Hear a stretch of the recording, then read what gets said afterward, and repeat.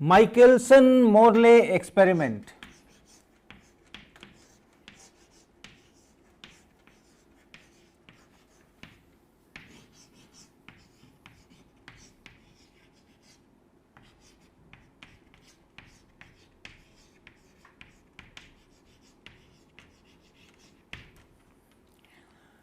ये बड़ा प्रसिद्ध एक्सपेरिमेंट है। थोड़ी इसकी हिस्ट्री, थोड़ा इसका इतिहास में पहले कह दूं।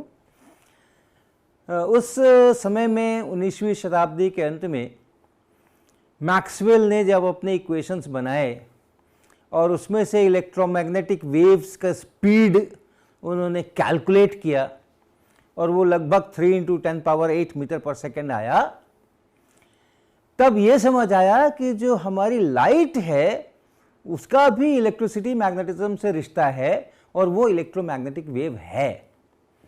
क्योंकि लाइट की स्पीड नापने के लिए बहुत लंबे समय से काम चल रहा था और उस समय तक ये पता हो गया था कि नाप करके कि इसकी स्पीड 3 × 10⁸ मीटर पर सेकेंड है। तो जब मैक्सवेल्स इक्वेशन से वही स्पीड इलेक्ट्रोमैग्नेटिक वेव की निकल करके आई, तब ये समझ आया कि लाइट जो है वो भी वेव है और इलेक्ट्रोमैग्नेटिक वेव है।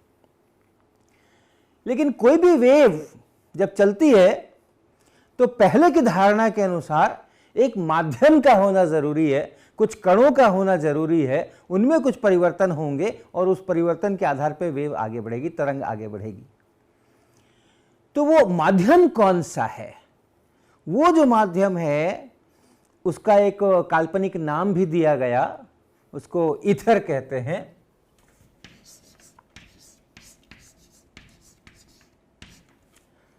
और ये समझा गया कि ये है असली इनर्शियल फ्रेम, ये है असली स्पेशल फ्रेम जिसको हम रेस्ट में कह सकते हैं, जिसमें मैक्सवेल इक्वेशन चाहिए।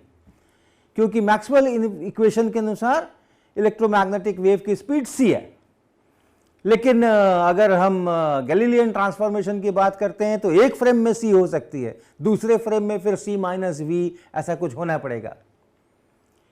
तो ये मानते हुए कि नहीं, एक एब्सोल्यूट फ्रेम है, वही उसी को रेस्ट में कहना चाहिए, उसी में मैक्सवेल इक्वेशन सही होते हैं, उसी में लाइट की स्पीड c होती है और बाकी सब में c नहीं होती है, बाकी सब में मैक्सवेल्स इक्वेशंस लागू नहीं होते हैं। वो एब्सोल्यूट फ्रेम कहाँ है? अब प्रिंसिपल ऑफ रिलेटिविटी गई। एक अगर एब्सोल्यूट फ्रेम है, सभी इनर्शियल फ्रेम एक समान नहीं है, तो प्रिंसिपल ऑफ रिलेटिविटी गई। तो उस समय की धारणा के अनुसार ऐसा ही था। एक एब्सोल्यूट फ्रेम है जिसको ईथर फ्रेम नाम दिया गया, वो जो माध्यम है उसको ईथर नाम दिया गया और उसकी खोज शुरू हुई कि भाई वो कहाँ है, कैसा है, कितना वेलोसिटी से चल रहा है, हम कैसे उस तक पहुंच सकते हैं। उसी के संदर्भ में ये माइकलसन ने एक्सपेरिमेंट डिजाइन किया और ये आइडिया था कि जो धरती अपनी चलती है उस ईथर के फ्रेम में चलती है कुछ वेलोसिटी से। तो ये इसने कैसा एक्सपेरिमेंट डिजाइन किया उस वेलोसिटी को नापने के लिए? तो इसका जो उद्देश्य था वो ऐसा समझिए, इसका उद्देश्य था ईथर के फ्रेम में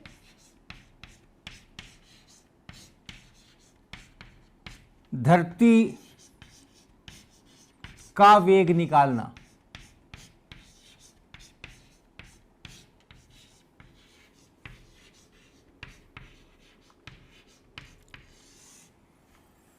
यानी ईथर के फ्रेम को खोजना, ये मुख्य रूप से इसका उद्देश्य था। तो वो एक्सपेरिमेंट उन्होंने कैसे डिजाइन किया? तो उसमें एक शीशे की प्लेट है और उस शीशे की प्लेट में को ऐसे टेढ़ा करके रखा हुआ है और उस पर उन्होंने एक पतली प्रकाश की बीम डाली और इसकी जो सतह है, शीशे की जो सतह है, वहाँ से इसका एक हिस्सा परावर्तित होकर के इधर को गया। यहाँ एक मिरर है, एक प्लेन मिरर है, और उस प्लेन मिरर से टकरा करके वो वापस आई और वापस आकर फिर इस प्लेट पर पड़ी और एक हिस्सा इसका इधर जाएगा परावर्तित होकर और बाकी हिस्सा इधर को निकल करके आएगा। ये एक काम हुआ, लेकिन जो प्रकाश की बीम यहाँ पड़ी उसका सिर्फ एक हिस्सा ऊपर गया है, बाकी हिस्सा इस शीशे की प्लेट में से आगे भी निकला है। तो वो हिस्सा ऐसा आगे निकला और वो भी कुछ दूर गया, वहाँ पर भी एक मिरर है और उस मिरर से परावर्तन हुआ, उस दर्पण से परावर्तन हुआ और परावर्तन होने के बाद वो भी किरण यहाँ से वापस आई, एक हिस्सा इधर चला गया, दूसरा हिस्सा उसका इधर परावर्तित हुआ और इसको देखा गया, इसका अध्ययन किया गया, इसको टेलीस्कोप के द्वारा देखा गया। तो ये एक मोटा मोटा अरेंजमेंट इस प्रकार का किया गया माइकलसन के द्वारा। और जो आगे की गणना है उसमें आप ये सोचें कि अगर धरती है और धरती ईथर की अपेक्षा चल रही है और हम धरती के फ्रेम पे हैं, तो अब दो फ्रेम हमारे पास हो गए हैं, एक धरती का फ्रेम है और एक ईथर का फ्रेम है। तो ये ईथर का जो फ्रेम है वो आप समझो कि, ध्यान रखना ये पुरानी कहानियां कह रहे हैं हम, आज की तारीख में ये सब कुछ नहीं है, ये उस समय की कहानियां चल रही हैं, 19वीं शताब्दी के आखिरी की कहानियां चल रही हैं। तो उस समय की मान्यताओं के अनुसार ये एक एब्सोल्यूट रेस्ट में और ईथर फ्रेम है, तो इसको आप एस फ्रेम कह सकते हैं और उसमें अपनी अर्थ है, अपना ये लैबोरेटरी है जो कि इसकी अपेक्षा v वेलोसिटी से चल रहा है, मान लो इस तरफ को चल रहा है, तो इस अर्थ के फ्रेम को आप एस प्राइम कह सकते हैं। और प्रकाश की जो गति है, वेग है, वो इस फ्रेम में c है, प्रकाश का वेग इस फ्रेम में c है। तो धरती के फ्रेम में प्रकाश का वेग क्या होगा? तो अगर हम यहाँ आए और इस बिंदु से और इस मिरर तक, ये जो, इसको आप m1 दर्पण कह सकते हैं, ये जो दूरी है, इस दूरी को चलने में प्रकाश को कितना समय लगा हम ये जानना चाहते हैं, और लौट करके यहाँ से यहाँ तक आने में कितना समय लगा हम ये जानना चाहते हैं। तो ये मान लेते हैं हम कि यही जो दिशा है वो इस धरती के ईथर में चलने की दिशा है।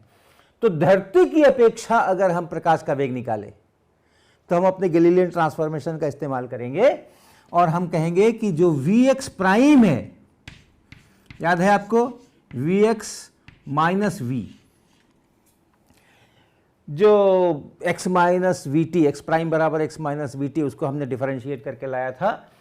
तो प्राइम्ड फ्रेम में यानी अर्थ के फ्रेम में, धरती के फ्रेम में जो प्रकाश का वेग का x कंपोनेंट है, ये वाला कंपोनेंट है, और यहाँ पर यही कंपोनेंट है, वो जो इधर में कंपोनेंट होगा उसका, और माइनस जो धरती की वेलोसिटी है ये, अर्थात ईथर में जो लाइट चल रही है, ये जो लाइट चल रही है ईथर के फ्रेम से, इसको अगर हम देखेंगे, ऐसे जो लाइट चल रही है ईथर के फ्रेम से अगर हम देखेंगे तो Vx बराबर c है और इसलिए c माइनस v।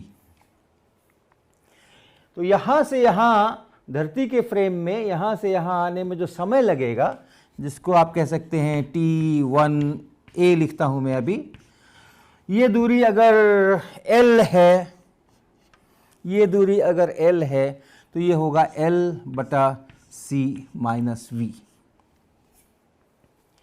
इतना समय लगेगा। अब हम धरती के फ्रेम में देख रहे हैं, यहां मेरा शीशे की प्लेट है, यहां मिरर है, l दूरी चला c माइनस v वेलोसिटी से, तो इतना समय लगा। लौट करके परावर्तन के बाद जब इधर से इधर आएगा उस समय क्या होगा? तो फिर से आप इसका इस्तेमाल कर सकते हैं। ये है हमारा, जबकि लाइट दाहिनी तरफ जा रही है, दर्पण पे पड़ रही है, और अब हम लिख रहे हैं जबकि ये बाईं तरफ आ रही है, दर्पण से परावर्तित हो रही है। तो अब ये माइनस x दिशा में चल रही है। तो अगर हम इस समय में Vx प्राइम इसी का इस्तेमाल फिर से करें, इसी का इस्तेमाल फिर से करें, तो ये Vx प्राइम हमें चाहिए, और Vx इस समय में माइनस c हो गया है। ईथर के फ्रेम में जो प्रकाश का वेग है उसका x कंपोनेंट, तो प्रकाश अब इधर को चल रहा है, ईथर के फ्रेम में प्रकाश इधर को चल रहा है, माइनस x डायरेक्शन में चल रहा है, और इसलिए x कंपोनेंट लेंगे तो वो माइनस c आएगा, और ईथर के फ्रेम में वेलोसिटी c होती है, और minus v, minus c plus v। तो माइनस ये बताता है कि इस तरफ को चल रही है, और c प्लस v ये स्पीड हो गई। अर्थ के फ्रेम में, प्राइम्ड फ्रेम में, अर्थ के फ्रेम में, धरती के फ्रेम में जो प्रकाश का वेग है वो c+v हो गया है, और इसलिए इसको T1b कहें आप, T1b। तो L डिस्टेंस धरती के फ्रेम में आया है और c+v स्पीड से आया है, तो इतना समय इसको लगेगा। तो टोटल यहां से जाके यहां आने में कितना समय लगा, ग्लास प्लेट से मिरर M1 तक जाकर के और फिर यहां से यहां आने में कितना समय लगा, तो इन दोनों को आप जोड़ दीजिए। तो इन दोनों को अगर जोड़ देते हैं, उसको आप T1 लिखते हैं, तो T1 बराबर T1a प्लस T1b, अर्थात इन दोनों का जोड़, इसका और इसका जोड़, L को अगर आप बाहर ले लें 1/c+v और प्लस 1/c-v, इनको आपस में आप जोड़ दें तो ये 2LC यहाँ और c² - v² यहाँ, इसको आप लिख सकते हैं 2L/c और फिर 1/1 - v²/c²। अलजेब्रा देख ले, हमने एक c यहाँ लिखा है, यानी c² से ऊपर भाग लगाया है तो इतना आ गया, c² से नीचे भाग लगाएंगे तो इतना आ गया। तो ये समय लगा है इस मिरर को पार करके, इससे परावर्तित होकर के वापस यहाँ तक पहुँचने में। यहाँ से यहाँ तक जाकर के यहाँ तक पहुँचने में इतना समय इनको लगा है। अब दूसरा कैलकुलेशन हमें करना है कि इस जगह से परावर्तन के बाद ये जब ऊपर वाले मिरर की तरफ गई तो कितना समय लगा, और वहाँ से जब वापस लौटी तो कितना समय लगा, इस रास्ते में कुल कितना समय लगा, ये हमें कैलकुलेट करना है। तो ये काम हम अगले लेक्चर में करेंगे और उसके बाद हम बताएंगे कि माइकलसन की क्या योजना थी, ये सब क्यों किया उन्होंने, ये सब करने से उनको इस वेलोसिटी का कैसे पता चलता, और ये वेलोसिटी का पता चल जाता तो हम जान जाते कि अच्छा ईथर हमारी अपेक्षा इतनी वेलोसिटी से इस तरफ को चल रहा है, तो हम उसको पकड़ लेते, वो एब्सोल्यूट फ्रेम को हम पहचान लेते और तब हम कहते कि हाँ यही रेस्ट में है, और इसकी अपेक्षा जो सब चल रहे हैं वो सब रेस्ट में नहीं है। माइकलसन ने ये एक्सपेरिमेंट कंसीव किया था, इसकी पूरी योजना बनाई थी और उन्होंने ये एक्सपेरिमेंट ये परफॉर्म किया, जिसमें कि मुख्य रूप से एक लाइट की पतली बीम, प्रकाश की पतली बीम को ग्लास प्लेट से आधा रिफ्लेक्ट कराया और आधा आगे जाने दिया, और दोनों के रास्ते में फिर परपेंडिकुलर लंबवत दिशा में ये दर्पण रखे, एक M1 दर्पण यहाँ रखा, एक M2 दर्पण यहाँ रखा, और दोनों जगह से जो परावर्तित होकर किरणें आईं, लाइट की बीम आई, उसका कुछ हिस्सा इधर को आया, इधर से जो आई वो इसमें से पार करके इधर आगे बढ़ी, इधर से जो आई वो यहाँ से परावर्तित होकर के इधर बढ़ी। जो इधर का हिस्सा इधर चला गया उसकी चिंता नहीं करना, जो इसका इधर का हिस्सा परावर्तित होकर इधर चला गया उसकी चिंता नहीं करना, लेकिन ये जो दोनों आए उसको फिर टेलीस्कोप में देखा गया और उसके आगे वहाँ से गणना हुई। लेकिन उसके पहले हमें ये कैलकुलेशंस में चाहिए था कि यहाँ से जाकर यहाँ आने में कितना समय लगा और यहाँ से जाकर के यहाँ आने में कितना समय लगा। तो पहला पार्ट हमने कर दिया था कि इस शीशे की प्लेट से M1 मिरर तक जाकर के आने में कितना समय लगा, तो वो हमने यहाँ पर कैलकुलेशन किया था, और वो कैलकुलेशन करके हमने यहाँ इसको T1 निकाल करके रखा हुआ है कि इसको इतना समय लगा। और अब हम अभी जो काम करेंगे वो दूसरे वाले हिस्से में, यहाँ से M2 मिरर तक जाकर के लौटने में कितना समय लगा उसको हम निकालेंगे। तो धरती के फ्रेम में, अपनी लैब के फ्रेम में ये y दिशा में रोशनी जा रही है और y दिशा में वापस -y दिशा में वापस आ रही है। तो यानी अगर हम इसका, हमें क्या चाहिए, हमें ये vy प्राइम चाहिए। x दिशा में तो कोई वेलोसिटी है नहीं इस फ्रेम में, vx प्राइम तो 0 है, vy प्राइम हमें चाहिए। तो मैं थोड़ी जगह बना लूं, तो हम अपने फिर से ट्रांसफॉर्मेशन इक्वेशंस लिखेंगे।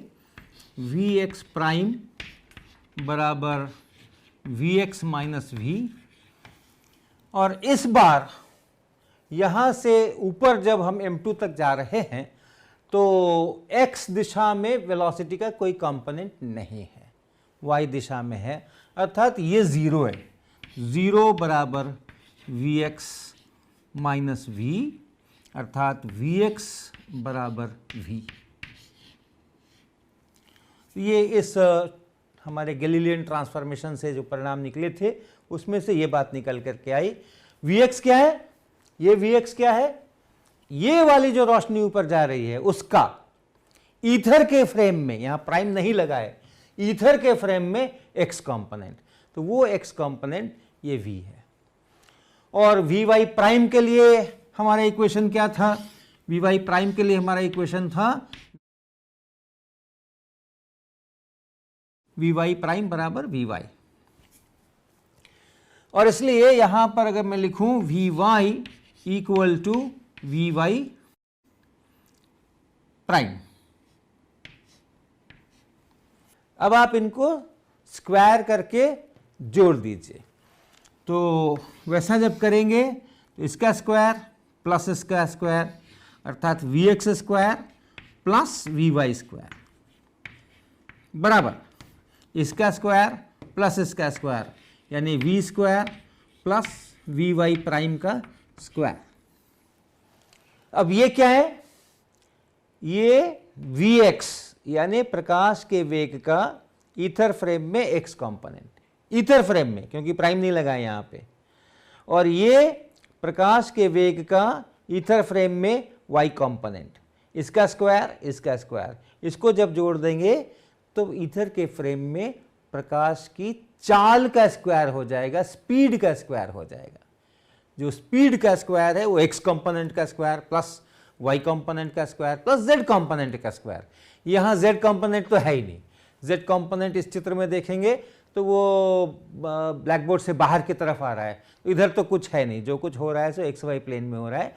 तो ये ईथर के फ्रेम में प्रकाश का ये वाला प्रकाश जो यहाँ से m2 की तरफ जा रहा है हमारी अर्थ के फ्रेम में, तो उस प्रकाश का वेग का जो मैग्नीट्यूड है यानी स्पीड है, चाल है, उसका ये स्क्वायर है, और इसलिए ये हो गया c स्क्वायर बराबर v square plus vy prime square. और यहां से आप vy प्राइम लिख सकते हैं, और वो vy प्राइम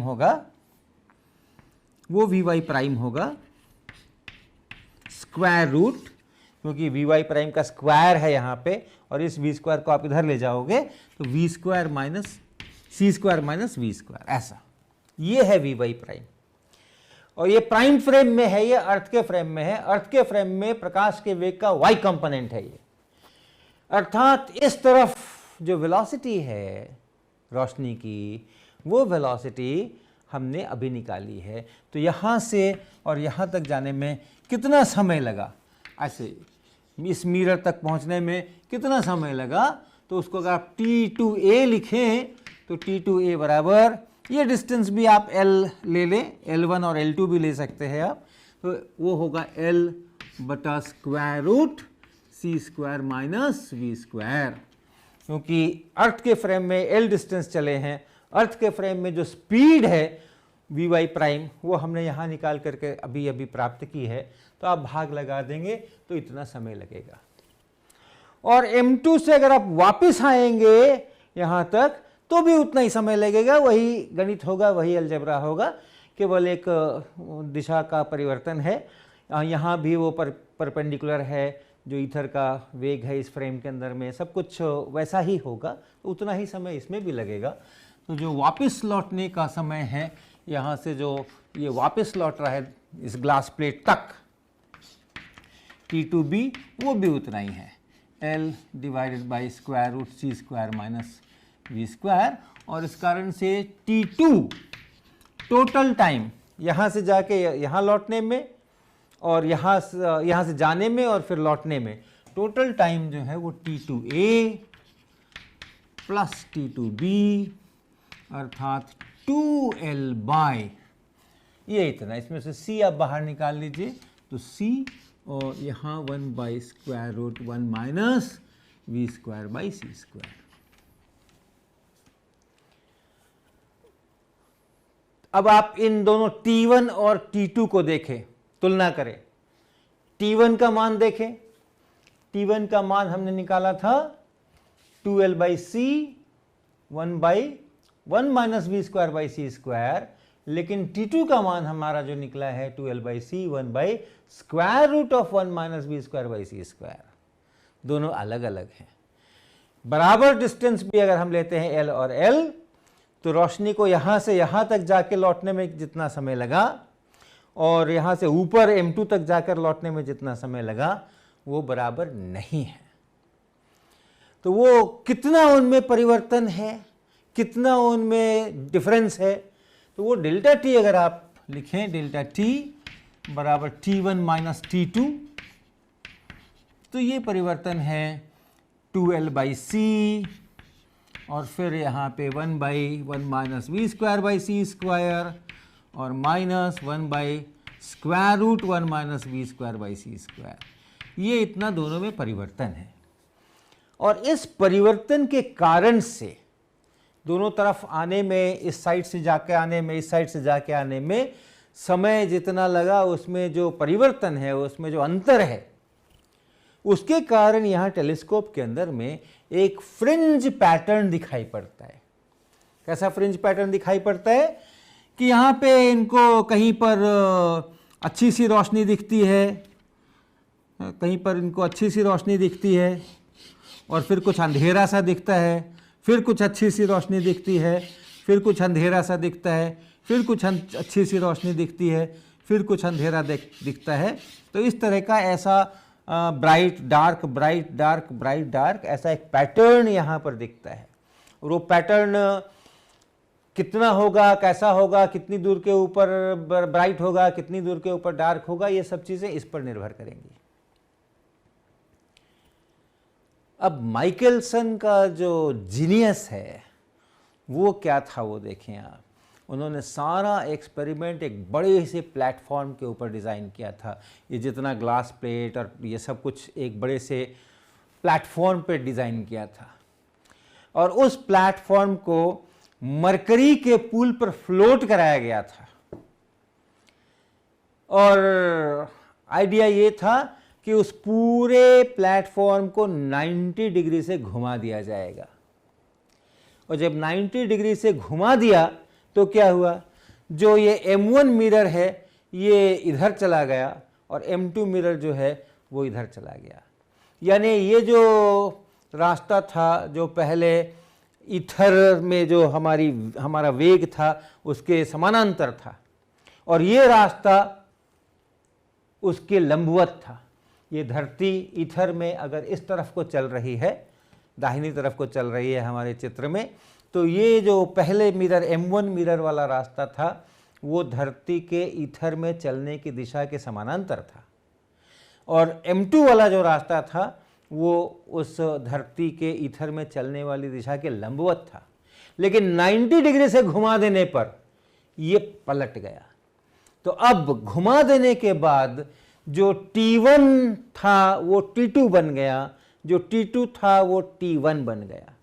तो इसलिए अब फिर से नया अगर हम ये डेल्टा टी निकालेंगे, ये घुमाने के पहले का डेल्टा टी है, और अगर हम घुमाने के बाद का डेल्टा टी निकालेंगे तो वो कैसा होगा,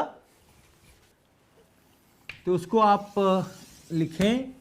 इसको अगर आपने डेल्टा टी कहा है उसको आप कुछ और नाम दे दें, डेल्टा टी स्टार लगा दें।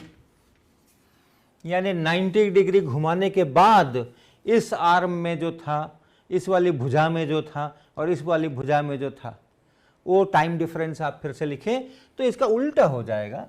अर्थात ये 2L बाई सी के बाद, और पहले ये आएगा स्क्वायर रूट वाला और बाद में फिर ये आएगा, यानी इसका नेगेटिव हो जाएगा।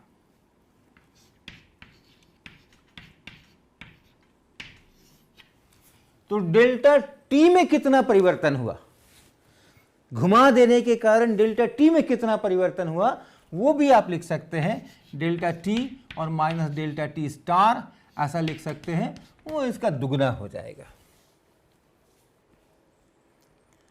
और ये जो फ्रिंज पैटर्न है, ये फ्रिंज पैटर्न इस डेल्टा टी के कारण से यहां बना हुआ है। इस डेल्टा टी में अगर कोई परिवर्तन होगा तो ये फ्रिंज पैटर्न खिसकेगा, शिफ्ट होगा। अभी टेलीस्कोप में जो दिख रहा है, टेलीस्कोप में एक खास क्रॉस वायर होता है, तो आप देख सकते हैं कि हाँ, जो क्रॉस वायर है वहाँ पर डार्क है या ब्राइट है या दोनों के बीच में कहाँ पर है, आप देख सकते हैं। इस डेल्टा टी में T1 माइनस T2 जो है, इसमें अगर परिवर्तन होगा तो ये पूरा फ्रिंज पैटर्न ऐसे खिसकेगा, एक साइड में खिसकेगा। कितना खिसका, इससे आप पता लगा सकेंगे कि डेल्टा टी में कितना परिवर्तन हुआ, अर्थात delta T minus delta T star कितना है, अर्थात हमें इस क्वांटिटी का पता चल जाएगा। इसी का डबल है ये, इसी का, जब इस डेल्टा टी से आप इस डेल्टा टी स्टार को घटाएंगे तो इसी का वो नेगेटिव है, इसका डबल है, तो आपको इसका पता चल जाएगा। और इसका पता चला, एल आपको पता है, सी आपको पता है, तो आप उसमें से वी निकाल पाएंगे। तो यानी ये पूरा एक्सपेरिमेंट जो डिजाइन किया गया था कि हम धरती का वेग ईथर के फ्रेम की अपेक्षा कितना है उसको नापना चाहते हैं, तो वो नापने की ये पद्धति बनी कि आप ये करो, ये करो, ये करो, एक फ्रिंज पैटर्न आएगा, उसको देखो, और उसके बाद पूरे प्लेटफॉर्म को 90 डिग्री से टर्न करो, तो फ्रिंज पैटर्न में शिफ्ट होना चाहिए। कितना शिफ्ट होगा उसको नापो, और कितना फ्रिंज शिफ्ट हुआ उससे फिर कैलकुलेशन हो जाएगा यहां से कि वो v कितना है, ईथर में धरती की वेलोसिटी कितनी है, तो हमें ईथर के फ्रेम का पता चल जाएगा। ये माइकलसन मोरले एक्सपेरिमेंट की पूरी अवधारणा है। और इसको करने के लिए और बहुत परिश्रम, बहुत डिज़ाइन, सब कुछ किया गया, क्योंकि ये जो फ्रिंज शिफ्ट होने वाला था ये भी अपने आप में काफ़ी थोड़ा ही सा शिफ्ट होने वाला है, लेकिन फिर भी डिज़ाइन ऐसा करना था कि v अगर 20-25 किलोमीटर पर सेकेंड भी हो, कल्पना यही थी, क्योंकि जब धरती सूरज के चारों बगल चलती है ऐसा, तो फिर वो 30 किलोमीटर पर सेकेंड का उसका स्पीड होता था, तो कल्पना यही थी कि उस स्पीड को पकड़ना है, ईथर का स्पीड कुछ वैसा ही होना चाहिए। तो ये पूरा इस प्रकार का डिज़ाइन है। लेकिन जब ये एक्सपेरिमेंट किया गया और वो 90 डिग्री रोटेशन वगैरह किया गया, तो पाया गया कि फ्रिंज पैटर्न में जरा सा भी परिवर्तन नहीं हुआ। फ्रिंज पैटर्न जैसा था वैसा का वैसा ही रह गया, अर्थात ये जो v है ये v जीरो निकल करके आया, इस v का मान जीरो निकल करके आया। तो हो सकता है जीरो निकल करके आया, क्योंकि हमारी धरती भी ऐसा चलती है, तो किसी समय उसकी वेलोसिटी इधर होती है, किसी समय उसकी वेलोसिटी उधर होती है। सूरज के चारों बगल धरती चलती है, आपको पता है, सूरज के चारों बगल धरती ऐसा चलती है, चक्कर लगाती है 365 दिनों के अंदर में। तो धरती जब यहाँ है तो उस समय इधर चलती है, जब यहाँ है तो इधर चलती है, जब यहाँ है तो इधर चलती है। तो हो सकता है कि जिस समय एक्सपेरिमेंट किया गया उस समय में और ईथर के फ्रेम में ये स्थिर था, सन की अपेक्षा ईथर भी इधर ही चल रहा था, ये भी इधर ही चल रहा था, लेकिन ईथर का फ्रेम फिक्स्ड है, ये ध्यान रखिए। तो हो सकता है कि उस समय वेलोसिटी ज़ीरो हो जाए, अर्थ की ईथर में वेलोसिटी ज़ीरो हो जाए। लेकिन जब ये 30 किलोमीटर सेकेंड प्रति सेकेंड पलट करके यहाँ 30 किलोमीटर पर सेकेंड इस तरफ हो जाएगा, तो अगर यहाँ ईथर की अपेक्षा वेलोसिटी ज़ीरो है तो यहाँ तो ईथर की अपेक्षा वेलोसिटी 60 किलोमीटर प्रति सेकेंड हो जाएगी। तो ये एक्सपेरिमेंट साल के अलग अलग महीनों में दोहराया गया कि इस समय में हमें v बराबर 0 मिला था, इस समय में हमें कुछ मिल जाएगा। लेकिन हर हालत में, चाहे आप उसको मार्च में करें या अक्टूबर में करें या दिसंबर में करें या जनवरी में करें, हर हालत में इधर रख कर करें, थोड़ा घुमा करके करें, ज़्यादा घुमा कर करें, हर हालत में v का मान हमेशा 0 ही निकल करके आया। और माइकलसन की जो पूरी योजना थी कि हम ईथर के फ्रेम में, एब्सोल्यूट रेस्ट के फ्रेम में धरती का वेग निकालेंगे, वो धराशायी हो गया।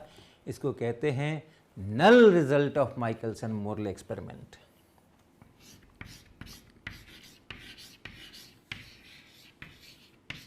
या नेगेटिव रिजल्ट।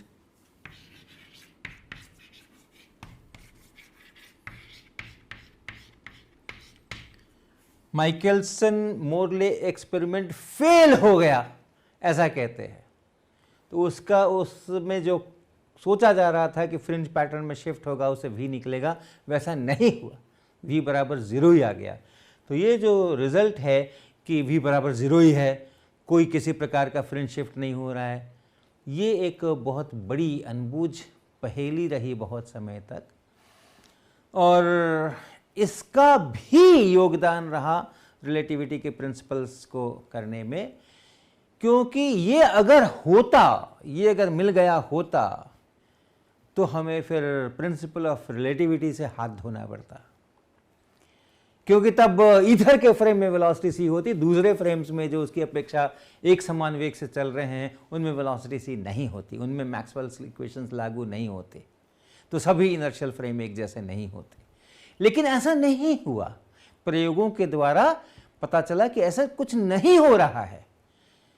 और तब यहां से आइंस्टीन की परिकल्पना शुरू हुई कि हमें इस तथ्य को स्वीकार करना पड़ेगा, एक्सपेरिमेंट्स है तो उसको तो स्वीकार करना ही पड़ता है, तो इस तथ्य को हमें स्वीकार करना पड़ेगा कि हर एक फ्रेम में प्रकाश की वेलोसिटी बराबर रहती है, c रहती है, c माइनस वी नहीं होती, c प्लस वी नहीं होती, c square minus V square का स्क्वायर रूट नहीं होता, ऐसा कुछ नहीं होता। चाहे कोई भी फ्रेम हो, इनर्शियल फ्रेम, सभी इनर्शियल फ्रेम्स में प्रकाश की स्पीड सेम रहती है।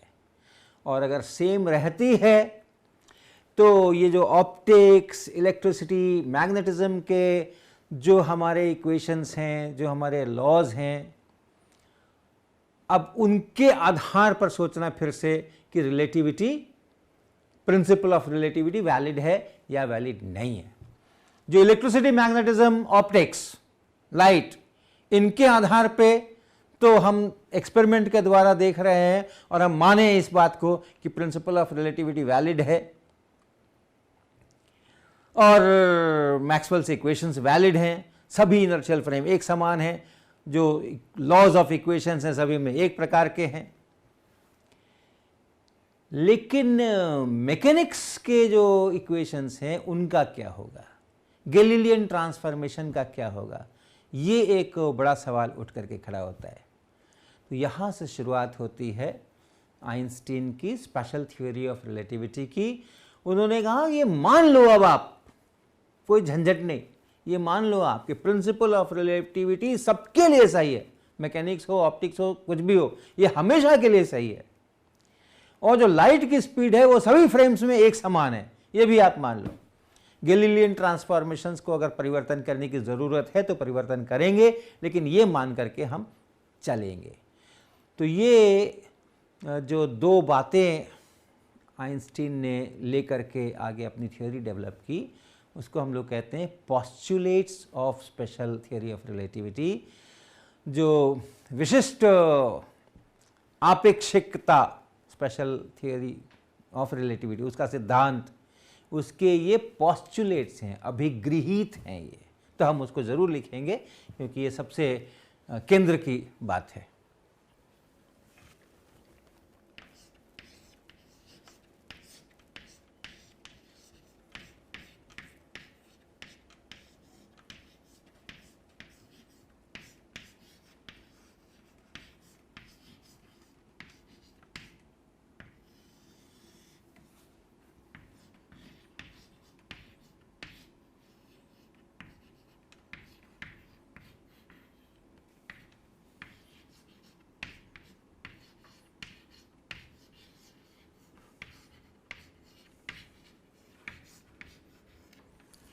विशिष्ट आपेक्षिकता सिद्धांत यानी स्पेशल थ्योरी ऑफ रिलेटिविटी के अभिगृहीत यानी पोस्टुलेट्स, राइट, पोस्टुलेट्स।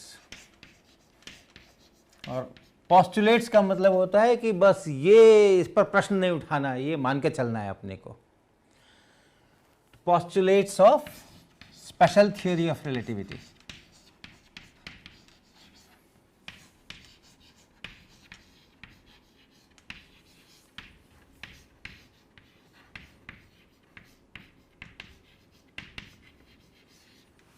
क्या? दो बातें, जिसको कहेंगे पहला प्रिंसिपल ऑफ रिलेटिविटी यानी आपेक्षिकता का सिद्धांत। प्रकृति के नियम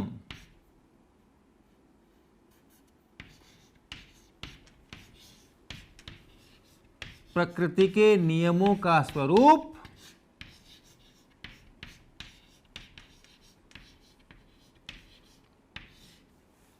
सभी जड़त्वीय निर्देश तंत्र या फ्रेम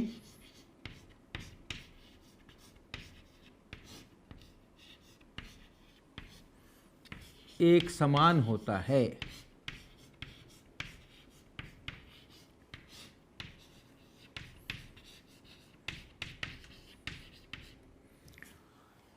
प्रकृति के नियम, सभी नियम, मैकेनिक्स हो, ऑप्टिक्स हो, इलेक्ट्रिसिटी हो, मैग्नेटिज्म हो, बायोलॉजी हो, केमिस्ट्री हो, सभी नियम, प्रकृति के सभी नियम आप एक इनर्शियल फ्रेम में लिखें या दूसरे इनर्शियल फ्रेम में लिखें, आपको वही समीकरण लिखने पड़ेंगे।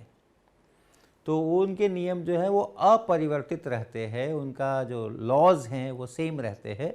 ये पहला पोस्टुलेट है, पहला अभिगृहित है। और दूसरा प्रकाश के वेग के बारे में। प्रकाश का वेग, और जब हम प्रकाश का वेग कहते हैं, ये निर्वात में वेग है, ये मटीरियल के अंदर में वेग नहीं है। मटीरियल के अंदर में आप जानते हैं शीशे के अंदर अगर लाइट घुसती है तो उस समय उसका वेग घट जाता है, तो उसके बारे में नहीं है। ये निर्वात में जो प्रकाश का वेग है उसके बारे में है। प्रकाश का वेग या लिखित है निर्वात में, वैक्यूम में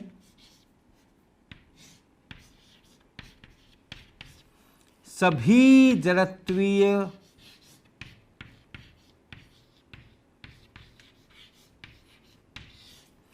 फ्रेमों में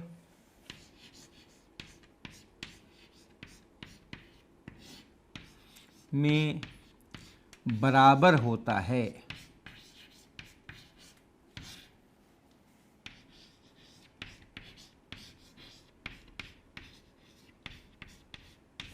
जिसको हम लोग छोटा सी अक्षर से लिखते हैं और उसका वैल्यू फिक्स्ड है, लगभग 3 × 10⁸ मीटर पर सेकेंड। तो प्रकाश का वेग सभी जड़त्वीय फ्रेमों में बराबर होता है, चाहे वो सोर्स जो है वो चल रहा हो, स्थिर हो, कुछ भी कर रहा हो। जो प्रकाश को जो रिसीव कर रहा है वो ऑब्जर्वर, दर्पण, लेंस, वो चल रहा हो, स्थिर हो, कुछ भी हो रहा हो, प्रकाश का वेग हमेशा हर इनर्शियल फ्रेम में एक ही जितना मिलने वाला है। वहाँ पर Vx प्राइम बराबर Vx माइनस V, ये सब इक्वेशंस नहीं चलने वाले हैं। तो ये दो जो पोस्टुलेट्स हैं उनके आधार पे फिर बाकी सारी चीज़ें डिराइव की गई हैं, बाकी सारी चीज़ें निकाली गई हैं और बहुत अच्छी अच्छी चीज़ें निकली हैं।